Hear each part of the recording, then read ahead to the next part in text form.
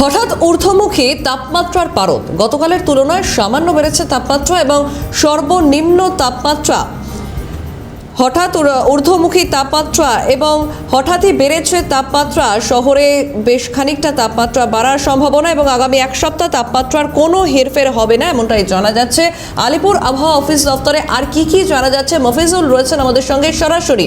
Mofizul, December পড়ে গেল এবং যে শীত ধীরে ধীরে বাংলা অনুভব করছিল সেই শীতে কিন্তু এবার ভাটা পড়লো, কারণ সেই শীত কাটিয়ে আবার তাপমাত্রা কিছুটা বাড়ার দিকে। তো আবহাওয়া দফতরের তরফে কি জানা যাচ্ছে, সেই কনকনে ঠান্ডা কবে উপভোগ করবেন মানুষ?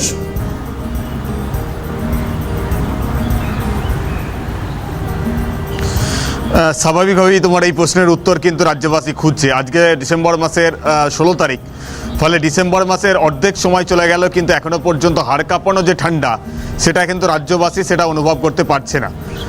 বিগত কয়েকদিন আগে তাপমাত্রা ক্রমশ নিম্নমুখী হচ্ছিল, তখন হয়তো হাড় কাঁপানো শীত এটা আসবে এই আশাতেই কিন্তু রাজ্যবাসী তারা কিন্তু ছিল।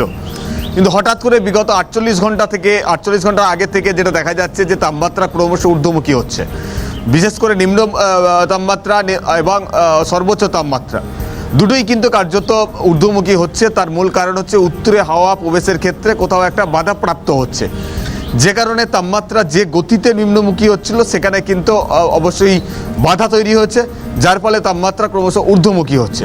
এই মুহূর্তে দাঁড়িয়ে সর্বনিম্ন এবং সর্বোচ্চ এই দুই স্তরের তাপমাত্রা কিন্তু স্বাভাবিকের থেকে বেশি রয়েছে।